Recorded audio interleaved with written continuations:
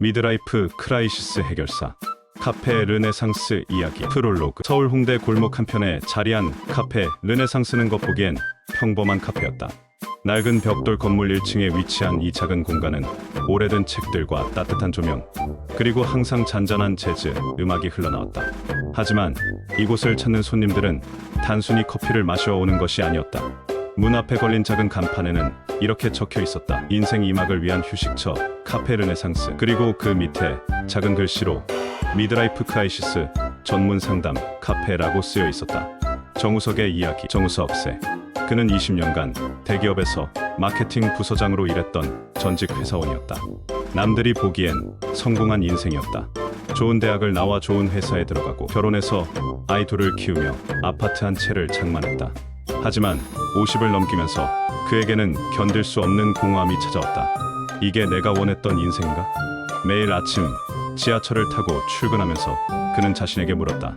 회사에서의 업무는 점점 의미 없게 느껴졌고 가족과의 관계도 어딘가 어색했다. 아내 미영과는 아이들 교육비와 생활비 이야기만 하게 되었고 대학생이 된 큰딸 지혜와 고등학생 아들 민주는 아버지보다는 스마트폰과 더 많은 시간을 보냈다. 그러던 중 우석은 회사에서 명예퇴직을 권유받았다. 구조조정의 일환이었다. 처음에는 분노했지만 시간이 지나면서 이것이 새로운 시작의 기회일 수도 있겠다는 생각이 들었다. 퇴직금과 그동안 모아둔 돈으로 우석은 홍대 근처의 작은 카페를 열기로 결심했다.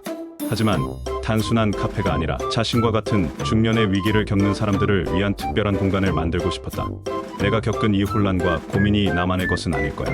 누군가는 이런 사람들을 위한 공간이 필요하다고 생각할 거야.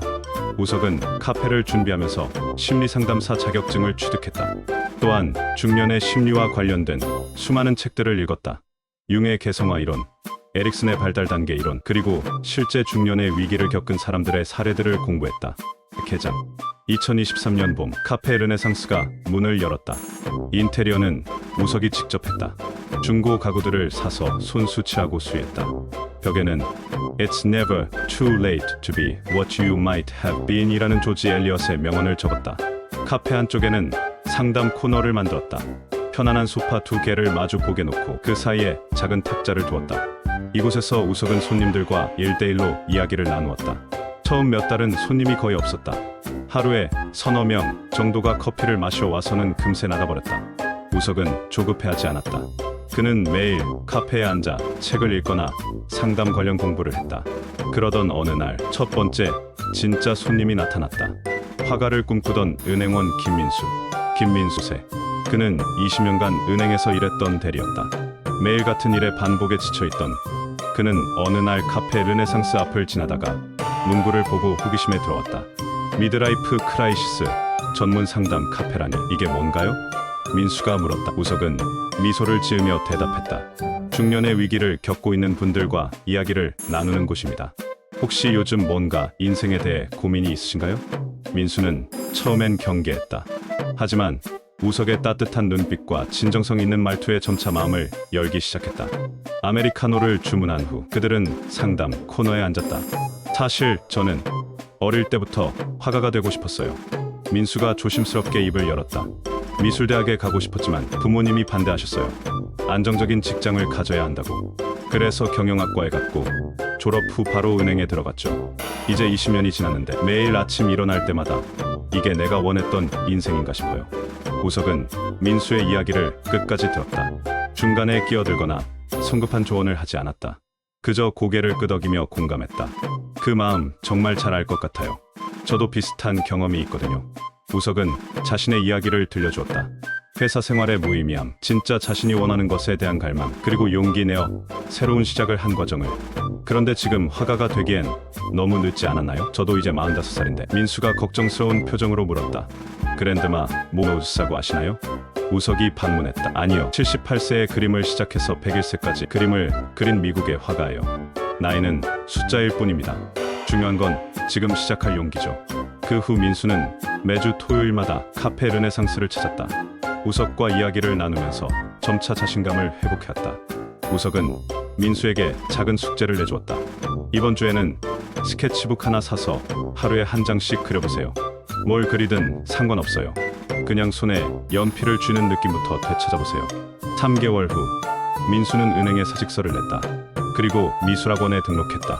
처음에는 20대들 사이에서 어색했지만 점차 그림 그리는 즐거움을 되찾았다. 사장님 덕분에 제 인생을 되찾았어요. 민수가 어느 날 자신의 첫 작품을 가져와서 우석에게 보여주었다. 서툴지만 진심이 담긴 풍경화였다. 이건 민수 씨가 용기를 낸 결과예요. 제가 한 건 아무것도 없어요. 우석이 겸손하게 대답했다. 민수의 소문은 입에서 입으로 퍼져나갔다. 곧 더 많은 사람들이 카페 르네상스를 찾기 시작했다. 늦깎이 대학생을 꿈꾸는 주부 박영 28세. 두 아이를 키우며 20년간 전업주부로 살아온 그녀는 막내가 고등학교에 입학하면서 문득 공허함을 느꼈다. 이제 애들도 다 컸는데 나는 뭘 해야 하지? 남편은 회사 일로 바쁘고 아이들은 각자의 세계에 빠져 있었다. 영희는 하루 종일 집에서 TV를 보거나 인터넷을 하며 시간을 보냈다. 그러다가 우연히 온라인에서 카페 르네상스에 대한 후기를 보게 되었다. 정말 중년의 위기 상담을 해주는 카페가 있나? 호기심에 찾아온 영희를 우석은 따뜻하게 맞이했다. 어서 오세요. 무엇 드릴까요? 카페라테 하나요. 그런데 여기가 정말 중년 상담을 해주는 곳인가요? 네, 맞습니다. 혹시 요즘 어떤 고민이 있으신가요? 영희는 처음엔 망설였다. 하지만 우석의 따뜻한 미소에 마음이 놓였다. 사실 저는 결혼 전에 국어 국문학을 전공했어요. 대학원까지 가서 문학을 공부하고 싶었는데 결혼하면서 포기했죠. 아이들 키우느라 정신없이 살았는데 이제 애들이 다 컸으니까 뭔가 허전해요. 그럼 지금이라도 공부를 다시 시작해보시는 건 어떨까요? 우석이 제안했다. 이 나이에 대학원을요? 다른 학생들이 다 어린데. 나이는 지혜의 증거입니다. 오히려 인생 경험이 있는 분이 더 깊이 있는 공부를 할 수 있어요. 우석은 영희에게 여러 가능성을 제시했다. 방송통신대학원, 평생교육원, 온라인 강의 등. 그리고 무엇보다 중요한 건 영희 자신이 정말 원하는 것이 무엇인지 찾는 것이었다. 이번 주에는 서점에 가서 문학 관련 책들을 둘러보세요. 어떤 분야가 가장 관심이 가는지 확인해보시고요. 한 달 후 영희는 방송통신대학원 국어국문학과에 지원했다. 그리고 합격했다. 20년 만에 다시 학생이 된 것이다. 처음에는 정말 어색했어요. 도서관에서 공부하는 것도 과제 쓰는 것도. 하지만 점점 즐거워지더라고요. 영희는 매주 카페 르네상스에 와서 우석과 학업 이야기를 나눴다. 때로는 힘든 점을, 때로는 기쁜 점을 나눴다. 교수님이 제 발표를 칭찬해 주셨어요. 인생 경험이 있어서 작품 해석이 남다르다고. 영희의 얼굴에는 학생 시절의 생기가 되돌아왔다. 남편과 아이들도 달라진 영희의 모습을 보고 놀랐다. 엄마가 공부하는 모습 보니까 나도 더 열심히 해야겠다는 생각이 들어요. 막내 아들이 영희에게 말했다. 2년 후 영희는 대학원을 졸업하고 문학평론가로 활동을 시작했다. 작은 문예지에 글을 기고하고 독서 모임을 이끌며 제2의 인생을 살아가고 있었다. 후 무기력에 빠진 교사 이정은 8세. 35년간 고등학교에서 국어를 가르쳤던 베테랑 교사였다. 작년에 정년퇴직을 한 후 그는 완전히 다른 사람이 되어버렸다. 35년간 매일 아침 7시에 일어나서 학교에 갔는데 갑자기 갈 곳이 없으니까 정우는 우석에게 자신의 상황을 털어놓았다. 처음 몇 달은 좋았어요. 드디어 자유다. 이제 하고 싶은 일을 할 수 있다. 그런데 막상 자유가 주어지니까 뭘 해야 할지 모르겠더라고요. 퇴직 후 정우는 하루 종일 집에서 TV를 보거나 인터넷을 하며 시간을 보냈다. 아내는 그런 남편을 보며 답답했다. 당신 이러면 안 돼요. 뭔가 해야죠. 하지만 정우는 의욕이 생기지 않았다. 35년간 학생들을 가르치는 것이 전부였던 그에게 학교 없는 인생은 상상하기 어려웠다. 선생님, 35년간 교육에 몸담으셨으면 정말 많은 경험과 노하우가 있으실 텐데요.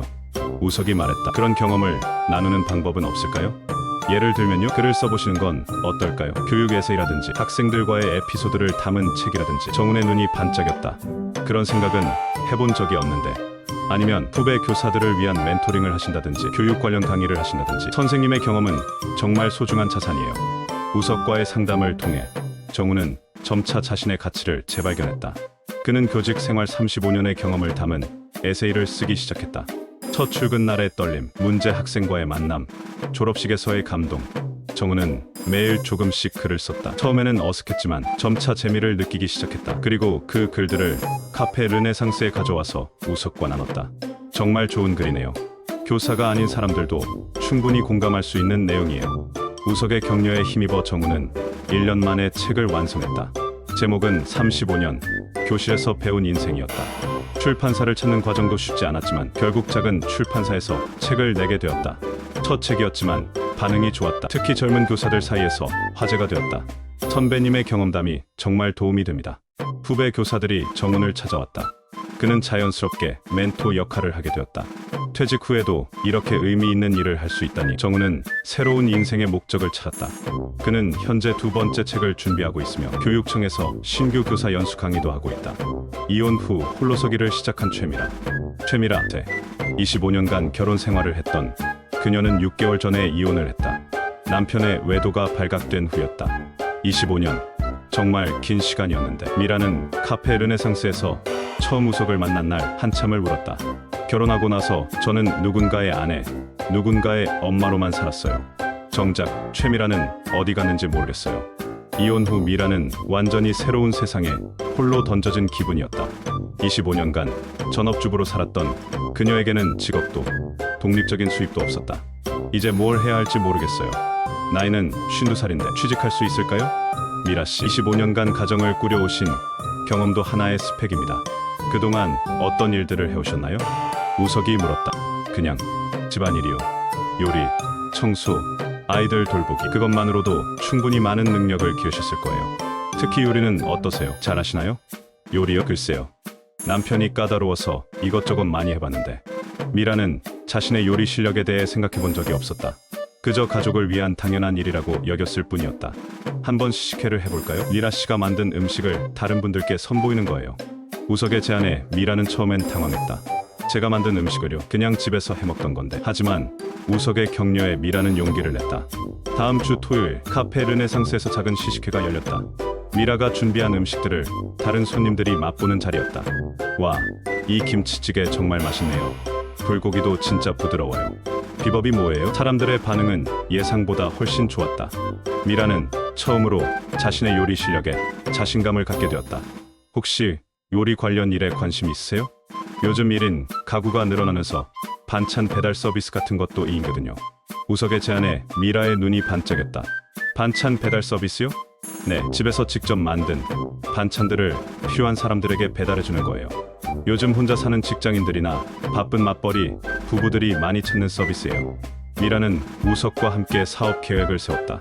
처음에는 작게 시작해서 점차 규모를 키워나가기로 했다. 처음 한 달은 지인들을 중대로 시작해보세요. 반응이 좋으면 온라인으로 주문을 받는 시스템을 만들고 6개월 후 미라의 엄마 손맛 반찬은 동네에서 유명해졌다. 주문이 밀려들어서 아르바이트생을 고용할 정도가 되었다. 이혼할 때는 세상이 끝난 줄 알았는데 오히려 새로운 시작이었네요. 미라는 이제 경제적으로도 독립했고 정신적으로도 훨씬 당당해졌다. 저도 이제 진짜 최미라로 살고 있는 것 같아요. 손님, 건강을 잃은 후 인생을 다시 생각하게 된 변호사 황성민. 황성민 9세. 20년간 법무법인에서 일해온 성공한 변호사였다. 하지만 6개월 전 심근경색으로 쓰러진 후 그의 인생관이 완전히 바뀌었다.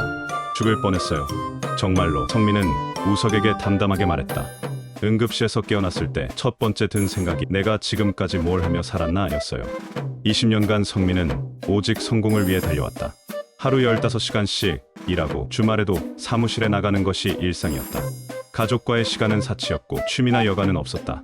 병원에 누워있는 동안 생각해봤어요.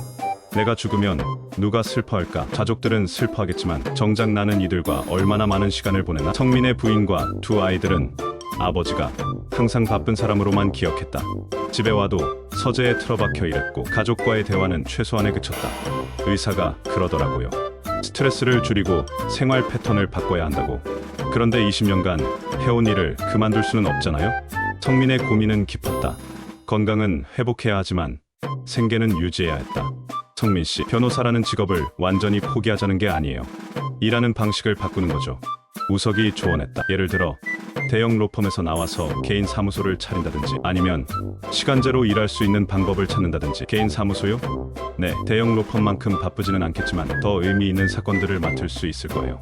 서민들을 위한 법률 서비스라든지. 우석의 제안에 성민은 처음에 주저했다. 개인 사무소는 수입이 불안정할 수 있었기 때문이다. 하지만 건강을 잃으면 아무 소용없잖아요. 돈을 많이 벌어도 쓸 수 없다면. 성민은 한 달간 고민한 끝에 결심을 내렸다. 대형 로펌을 나와 작은 개인 사무소를 차린 것이다. 처음에는 정말 불안했어요. 수입이 반토막 났거든요. 하지만 성민은 6개월 후 완전히 다른 사람이 되어 있었다. 이제 저녁 7시면 집에 가요. 아이들과 저녁을 먹고 주말에는 가족과 여행도 가고 이런 게 행복이구나 싶어요. 개인 사무소에서 성민은 주로 서민들의 법률 문제를 다뤘다.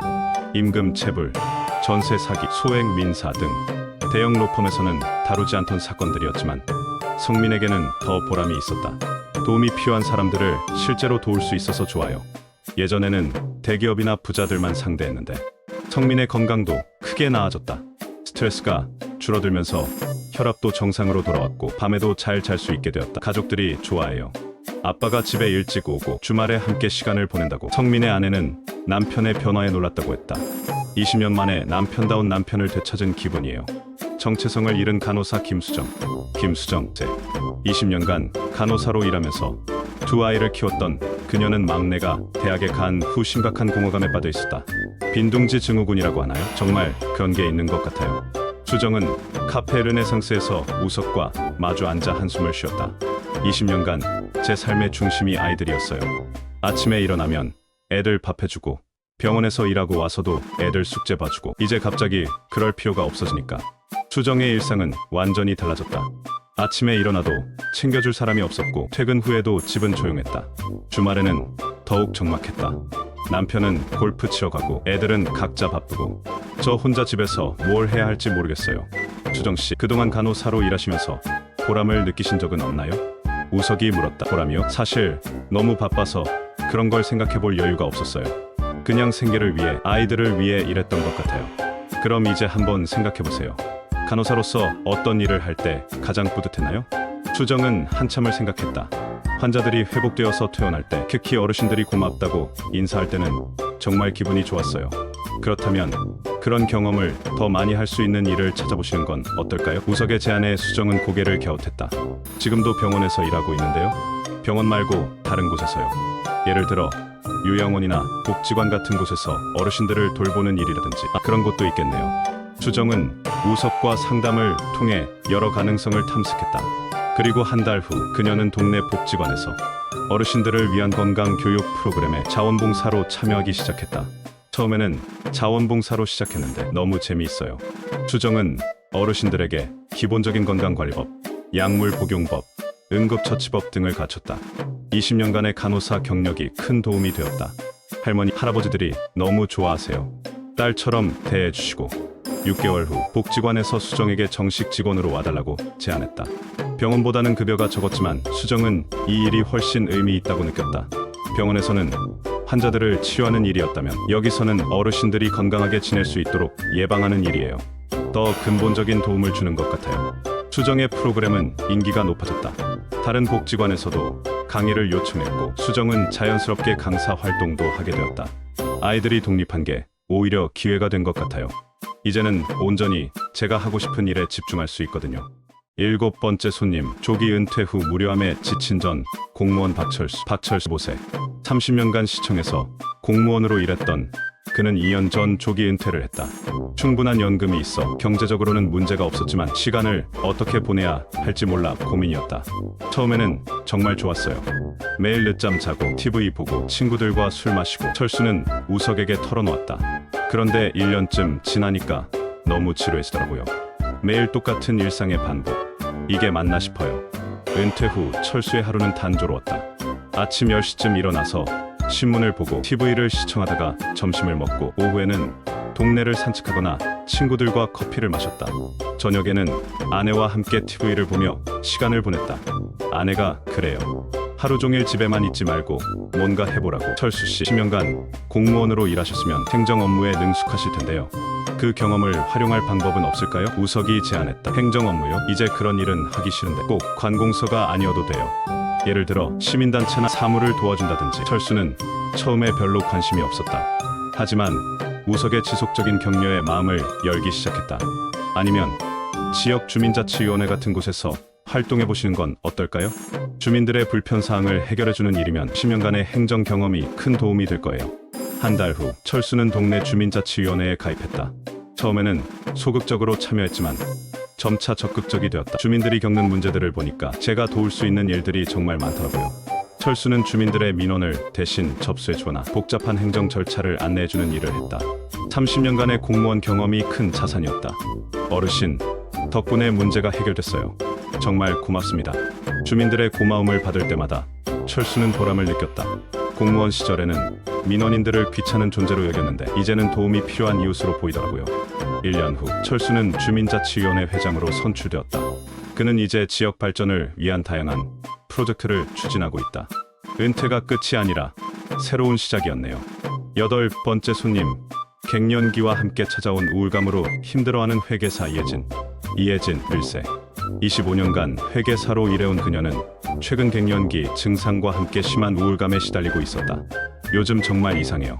갑자기 눈물이 나고 짜증이 나고 일도 집중이 안 되고. 혜진은 카페 르네상스에서 우석과 만나 힘든 마음을 털어놓았다. 갱년기인지 우울증인지 병원에서는 호르몬 치료를 권하는데 근본적인 해결책이 아닌 것 같아요. 갱년기는 여성에게 찾아오는 자연스러운 변화였지만 혜진에게는 견디기 힘든 시련이었다. 몸의 변화와 함께 마음도 불안정해졌다. 25년간 숫자와 씨름하며 살았는데 요즘은 그 숫자들이 의미 없게 느껴져요. 제가 뭘 위해 살고 있는지. 혜진 씨, 갱년기는 여성에게 있어서 인생의 전환점이라고도 해요. 아이를 낳고 기르는 역할에서 자유로워지면서 진정한 자신을 찾을 수 있는 시기죠. 우석이 다른 관점을 제시했다. 진정한 자신이요? 네, 지금까지는 누군가의 딸, 아내, 엄마 역할을 하며 살아오셨잖아요. 이제는 온전히 이혜진으로서 살 수 있는 시기예요. 혜진은 결혼하고 아이를 키우면서 자신만의 시간을 거의 갖지 못했다. 회계사라는 직업도 안정성 때문에 선택한 것이지 진정으로 원했던 일은 아니었다. 그런데 지금 와서 진짜 하고 싶은 일이 뭔지 어떻게 알아요? 천천히 찾아보세요. 어렸을 때 꿈꿨던 일들, 지금도 관심 있는 분야들. 시간은 충분해요. 우석은 혜진에게 인생 지도 그리기를 제안했다. 자신의 과거, 현재, 미래를 돌아보며 진정으로 원하는 것이 무엇인지 찾아보는 작업이었다. 한 달간의 탐색 끝에 혜진은 놀라운 사실을 발견했다. 제가 정말 좋아하는 건 사람들을 도와주는 일이었어요. 회계 업무 중에서도 개인 사업자들의 세무 상담을 해줄 때가 가장 보람 있었거든요. 혜진은 회계사 경력을 바탕으로 새로운 방향을 모색했다. 단순히 숫자를 다루는 것이 아니라 사람들의 경제적 문제를 해결해주는 일에 관심을 갖게 된 것이다. 소상공인들을 위한 무료 세무 상담을 해보는 건 어떨까요? 우석의 제안에 혜진의 눈이 반짝였다. 무료 상담이요? 네, 처음에는 자원봉사로 시작해서 경험을 쌓고 나중에 전문 상담사로 활동할 수도 있고요. 6개월 후 혜진은 지역 상공회의소에서 소상공인 세무 상담 봉사를 시작했다. 매주 토요일마다 작은 사업자들의 세무 문제를 도와주었다. 사장님, 덕분에 세금 문제가 해결됐어요. 정말 고맙습니다. 작은 식당을 운영하는 사장의 고마움을 받을 때 혜진은 25년간 느껴보지 못한 보람을 느꼈다. 갱년기 증상도 많이 좋아졌어요. 의미 있는 일을 하다 보니까 우울한 생각이 줄어들더라고요. 혜진은 현재 세무사 자격증 취득을 준비하고 있다. 회계사에서 세무사로, 단순한 업무 처리자에서 진정한 조력자로 변화하고 있었다. 9번째 손님, 성공한 사업가의 허무함. 김대준 사세. 건설회사를 운영하며 큰 성공을 거둔 사업가였다. 하지만 최근 그는 깊은 허무함에 빠져 있었다. 돈은 많이 벌었어요. 하지만 그게 다예요. 대준은 우석에게 자신의 심정을 털어놓았다. 30년간 사업에만 매달렸어요. 돈 벌기 위해서, 성공하기 위해서. 그런데 이제 와서 보니까 정작 중요한 걸 다 놓치더라고요. 대준은 사업으로는 성공했지만 개인적으로는 실패한 삶을 살았다고 느꼈다. 가족과의 관계는 소원했고 진정한 친구도 없었다. 사업 파트너들도 이익 관계일 뿐이었다. 아들 둘이 있는데 저를 ATM 정도로 생각하는 것 같아요. 돈 필요할 때만 연락. 대준 씨, 그동안 번 돈으로 의미 있는 일을 해보시는 건 어떨까요? 우석이 제안했다. 의미 있는 일이요? 네, 사회에 환원하는 일이라든지 대준 씨의 성공 경험을 다른 사람들과 나누는 일이라든지. 대준은 처음에 이해하지 못했다. 평생 돈을 버는 일만 해왔던 그에게 임이라는 건 낯선 개념이었다. 돈 안 되는 일을 왜 해야 하나요? 돈이 전부는 아니잖아요. 대준 씨가 지금 허무함을 느끼는 이유도 그 때문 아닐까요? 우석의 말에 대준은 한참을 생각했다. 구체적으로 어떤 일을 하라는 건가요? 예를 들어 창업을 꿈꾸는 젊은이들에게 멘토링을 해주신다든지, 어려운 환경의 학생들에게 장학금을 지원한다든지. 한 달 후 대준은 지역 대학교에서 창업 특강을 하게 되었다. 처음에는 어색했지만 점차 재미를 느끼기 시작했다. 학생들이 진짜 열심히 들어요. 질문도 많이 하고 제 경험이 도움이 된다니까 뿌듯하더라고요. 대준은 자신의 성공과 실패 경험을 학생들과 솔직하게 나눴다. 사업의 기술적인 부분뿐만 아니라 인생의 균형에 대해서도 이야기했다. 돈만 쫓지 마세요. 저처럼 나중에 후회합니다. 대준의 강의는 학생들 사이에서 인기가 높았다.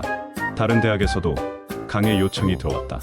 6개월 후 대준은 젊은 창업가 지원 재단을 설립했다. 자신의 재산 일부를 출연해서 유망한 창업 아이템을 가진 젊은이들을 지원하는 재단이었다. 돈을 벌기 위한 투자가 아니라 사람을 키우기 위한 투자예요. 대준의 변화는 가족에게도 긍정적인 영향을 미쳤다. 아들들도 아버지의 달라진 모습을 보고 놀랐다. 아빠가 달라진 것 같아요. 예전에는 돈 이야기만 했는데 이제는 사람 이야기를 하네요. 카페 르네상스의 성장. 카페 르네상스가 문을 연 지 2년이 지났다. 처음에는 하루에 서너 명 정도였던 손님들이 이제는 하루에 30명씩 찾아왔다. 입소문이 퍼지면서 멀리서도 사람들이 찾아왔다. 우석은 카페를 확장했다. 옆 건물까지 임대해서 공간을 넓혔고 그룹 상담실과 세미나실도 만들었다. 또한 중년의 위기와 관련된 다양한 프로그램들을 운영하기 시작했다. 인생 이막 준비 과정, 중년의 재취업 세미나, 부부관계 회복 프로그램, 갱년기 극복 모임 등 단순히 개인 상담을 넘어서 종합적인 중년 지원 센터로 발전했다. 우석은 또한 책을 출간했다. 50부터 시작하는 인생 이막이라는 제목의 이 책에는 그가 카페에서 만난 다양한 사례들과 중년의 위기 극복법이 담겨 있었다. 중년의 위기는 위기가 아니라 기회입니다. 진정한 자신을 찾고 의미 있는 삶을 시작할 수 있는 기회죠. 책은 베스트셀러가 되었고 우석은 전국 각지에서 강의 요청을 받게 되었다. 특별한 프로그램들. 카페 르네상스에서는 다양한 특별 프로그램들이 운영되었다. 1점 월요일 커리어 전환 워크숍. 매주 월요일 저녁에는 커리어 전환을 꿈꾸는 사람들이 모였다. 김민수 전 은행원, 현 화가, 박영희 전 주부, 현 문화평론가, 이정훈 전 교사, 현 작가 등이 멘토로 참여해서 자신들의 경험을 나눴다. 전환은 쉽지 않아요. 하지만 불가능하지도 않아요. 김민수가 새로운 참가자들에게 조언했다. 저는 45세의 화가가 되었어요. 늦었다고 생각하지 마세요. 화요일 창업 준비 모임. 화요일에는 창업을 꿈꾸는 중년들이 모였다. 최미라 반찬, 배달, 서비스 운영화 김대준 사업가의 멘토로 활동했다. 중년 창업의 장점은 경험과 인맥이 있다는 거예요. 미라가 말했다. 저는 25년간 요리한 경험으로 사업을 시작했거든요. 3점 수요일 부부관계 회복 프로그램. 수요일에는 부부가 함께 참여하는 프로그램이 열렸다. 중년 부부들의 가장 큰 고민인 관계 회복을 위한 시간이었다. 아이들이 다 크고 나면 부부만 남아요.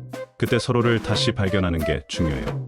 황성민 변호사와 그의 부인이 경험담을 나눴다.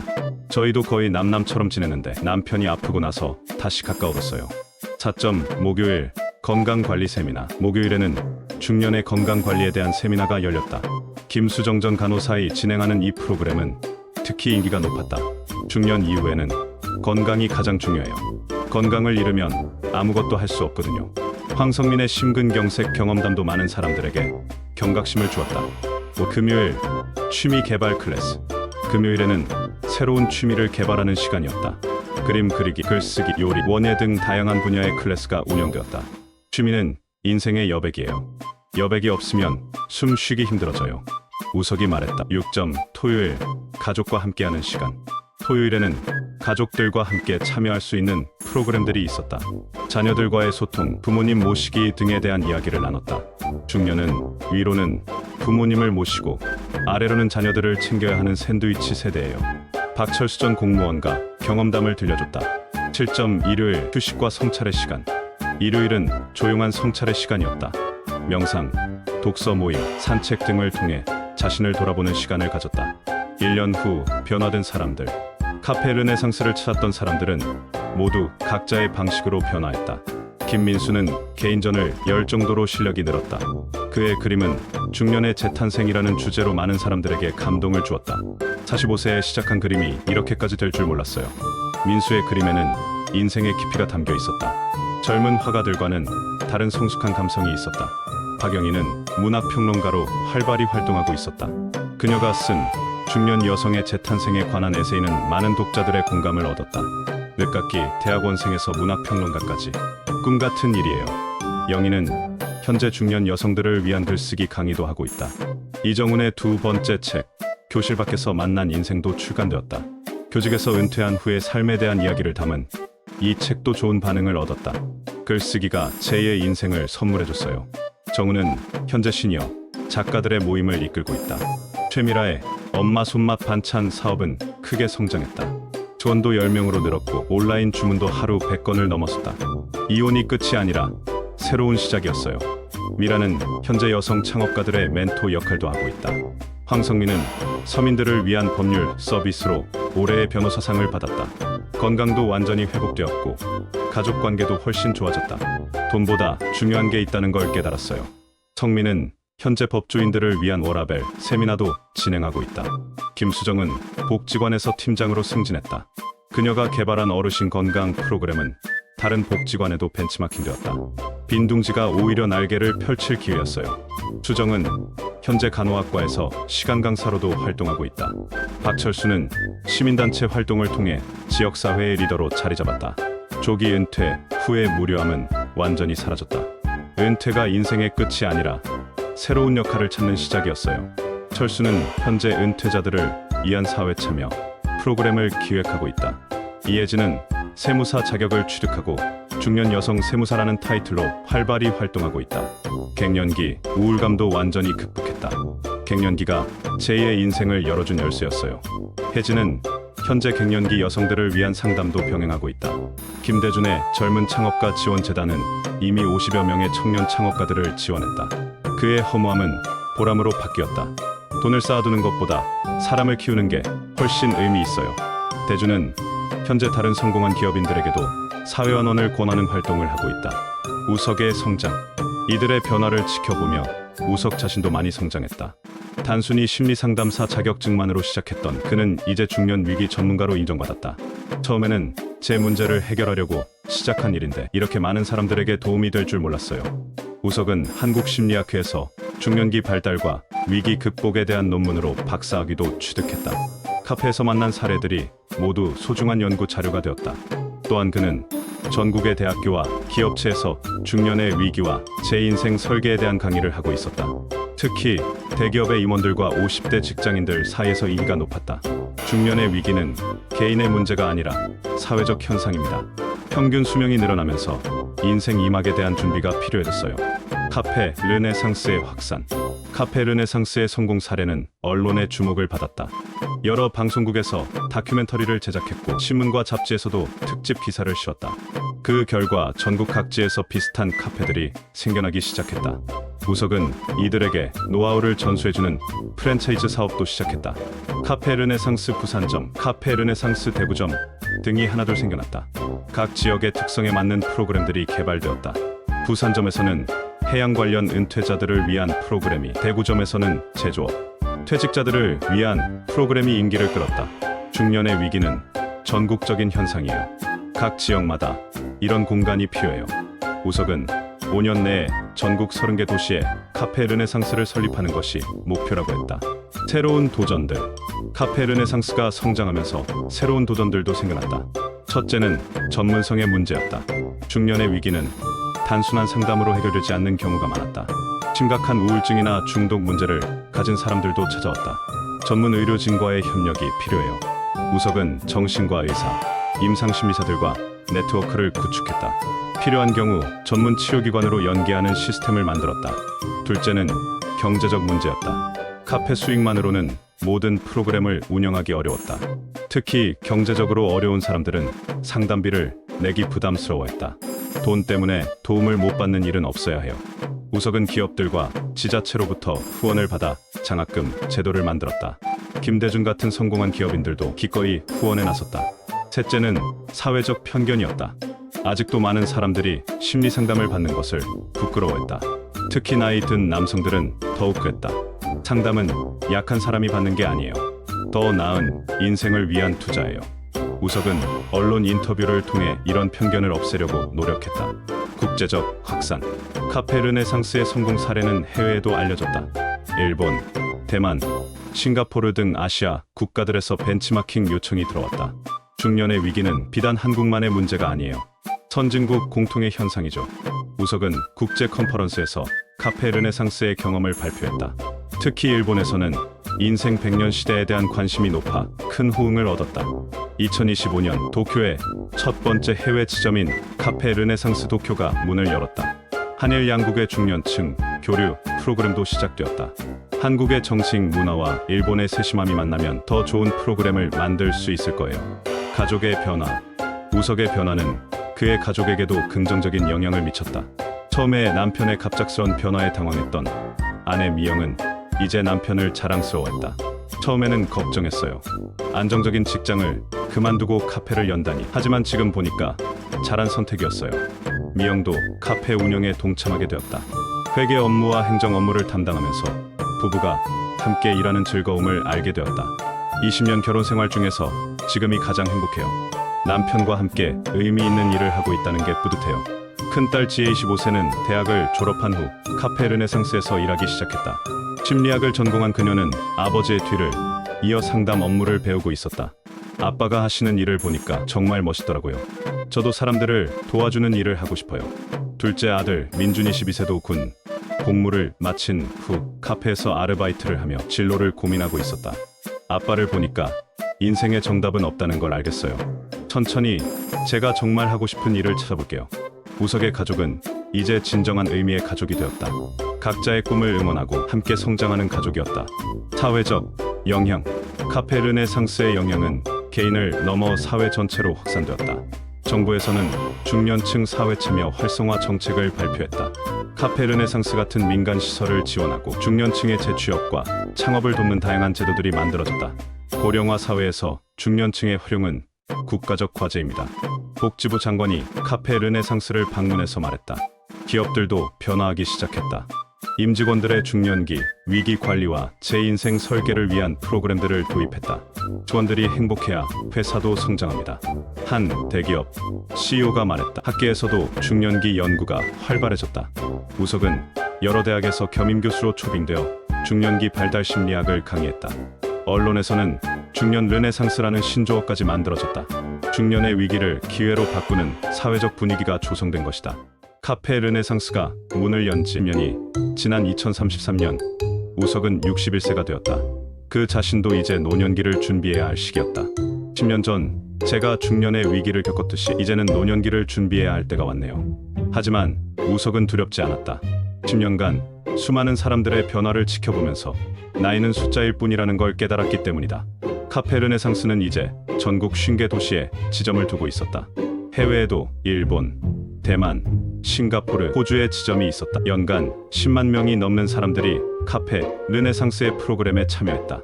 그 중 90% 이상이 만족스러운 변화를 경험했다. 숫자가 중요한 게 아니에요. 한 사람 한 사람의 인생이 바뀌는 게 중요하죠. 우석은 이제 후계자 양성에도 관심을 기울였다. 딸 지혜는 이미 훌륭한 상담사로 성장했고 전국의 지점장들도 모두 전문성을 갖춘 상담사들이었다. 최근 카페 르네상스에는 때 초반의 젊은 사람들도 찾아오기 시작했다. 이들은 조기 중년기 위기를 겪고 있었다. 사회 변화 속도가 빨라지면서 위기도 앞당겨지고 있어요. 30대 직장인 이수진이 말했다. 10년 후 제 직업이 있을까요? AI가 다 대체하지는 않을까요? 이에 우석은 30플러스 프로그램을 새롭게 시작했다. 30대를 위한 전문 상담사들을 양성하고 이들만의 고민에 맞는 프로그램을 개발했다. 위기의 연령대가 낮아지고 있어요. 이에 대응하는 것도 우리의 역할이죠. 4차 산업혁명 시대에 맞춰 카페 르네상스도 기술을 도입했다. VR 상담실에서는 가상현실을 활용한 심리치료가 이루어졌다. 공포나 트라우마를 가진 내담자들에게 효과적이었다. AI 진단 시스템은 간단한 설문을 통해 내담자의 상태를 1차 진단했다. 상담사들의 업무 효율성을 크게 높였다. 온라인 상담 플랫폼을 통해서는 전국 어디서나 카페 르네상스의 상담을 받을 수 있게 되었다. 기술은 도구일 뿐이에요. 결국 사람과 사람 사이의 따뜻한 만남이 핵심이죠. 우석은 기술 도입에도 신중했다. 카페 르네상스는 이제 글로벌 네트워크를 구축했다. 세계 각국의 중년 지원 기관들과 협력하여 프로그램을 공유하고 연구 결과를 교환했다. 매년 세계 중년 르네상스 컨퍼런스가 열렸다. 각국의 전문가들이 모여 중년기 위기 극복 방안을 논의했다. 중년의 위기는 전 지구적 현상이에요. 함께 해결책을 찾아야 해요. 우석은 컨퍼런스에서 기조연설을 했다. 카페 르네상스는 수익성과 사회적 가치를 동시에 추구하는 사회적 기업으로 인정받았다. 수익에 드는 저소득층 상담 지원에 드는 연구개발에, 나머지는 운영비와 직원 처우 개선에 사용했다. 돈을 버는 것도 중요하지만 사회에 기여하는 것이 더 중요해요. 우석의 경영 철학이었다. 직원들의 만족도도 높았다. 단순히 돈을 벌기 위한 일이 아니라 의미 있는 일을 한다는 자부심이 있었기 때문이다. 카페 르네상스에서는 지난 10년간 수집한 데이터를 바탕으로 한국인의 중년기 특성에 대한 방대한 연구를 진행했다.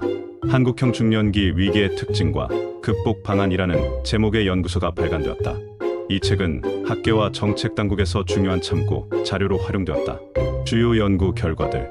한국 중년층 1%가 정체성 위기를 경험함. 적절한 상담과 지원을 받으면 5%가 성공적으로 위기를 극복함. 중년기 위기 극복 후 삶의 만족도가 오히려 청년기보다 높아짐. 데이터가 증명해줘요. 중년의 위기는 충분히 극복할 수 있고 오히려 더 나은 삶의 기회가 될 수 있다는 걸. 61세가 된 우석은 종종 10년 전을 돌아봤다. 10년 전 저는 완전히 다른 사람이었어요. 회사에서 쫓겨나듯 나와서 앞날이 막막했죠. 하지만 지금의 우석은 그때와는 완전히 달랐다. 자신이 진정으로 원하는 일을 찾았고 수많은 사람들에게 도움을 주며 살고 있었다. 50대에 인생이 시작되었어요. 진짜 제가 누구인지, 뭘 하고 싶은지 알게 된 거죠. 그의 가족, 관계도 훨씬 좋아졌다. 아내와는 진정한 동반자가 되었고 아이들과는 친구 같은 관계를 유지했다. 나이 든다고 인생이 끝나는 게 아니에요. 오히려 진짜 인생이 시작되는 거죠. 우석은 이제 자신의 노년기를 준비하고 있었다. 하지만 이번에는 두렵지 않았다. 70대, 80대에도 할 일이 많아요. 경험을 나누고 후배들을 키우고 그는 이미 시니어 라이프 케어 센터 설립을 계획하고 있었다. 고령자들의 건강한 노화를 지원하는 시설이었다. 인생 100세 시대에는 노년기도 4공년이에요. 그 시간을 어떻게 보낼지 준비해야죠. 딸 지혜가 카페 르네상스의 운영을 점차 넘겨받고 있었다. 우석은 안심하고 새로운 도전을 준비할 수 있었다. 카페 르네상스의 10년 성과는 한국 사회 전반에 큰 변화를 가져왔다. 첫째, 중년에 대한 인식이 바뀌었다.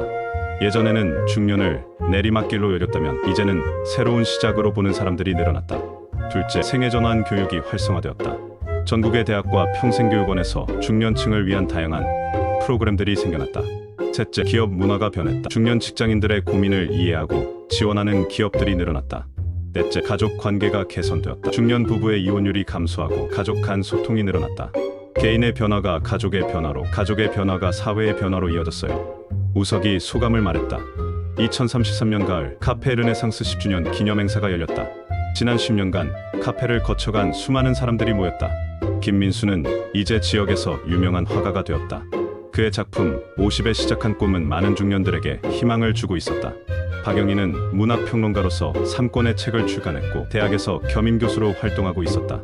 이정우는 교육 에세이 작가로서 10권의 책을 펴냈고 올해의 교육문화상을 수상했다. 최미라의 사업은 전국 체인으로 확장되었다. 그녀는 이제 여성 창업가들의 롤모델이 되었다.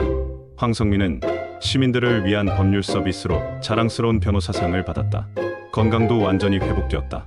김수정은 복지관 관장이 되었고 그녀가 개발한 프로그램은 전국으로 확산되었다. 박철수는 시의원에 당선되어 지역 발전을 위해 일하고 있었다. 이혜진은 세무사로서 성공했을 뿐만 아니라 갱년기 여성들을 위한 상담사로도 활동하고 있었다. 김대준의 재단은 지금까지 200명의 청년 창업가를 지원했다. 그중 20개 기업이 성공적으로 성장했다. 여러분이 보여준 변화가 진정한 르네상스였어요. 우석이 기념행사에서 말했다. 중년의 위기는 재탄생의 기회였습니다. 여러분은 모두 증명해 보였어요. 나이는 숫자에 불과하고 꿈은 언제든 이룰 수 있다는 것을. 참석자들의 눈에는 감동의 눈물이 맺혔다. 그들은 모두 카페 르네상스에서 새로운 인생을 얻었던 사람들이었다. 앞으로도 카페 르네상스는 계속될 것입니다. 위기를 기회로 바꾸고 싶은 모든 분들의 든든한 동반자가 되겠습니다. 우석의 말에 박수가 터져 나왔다. 카페 르네상스, 그 작은 공간에서 시작된 변화는 이제 사회 전체로 퍼져나갔다. 중년의 위기는 더 이상 두려운 것이 아니었다.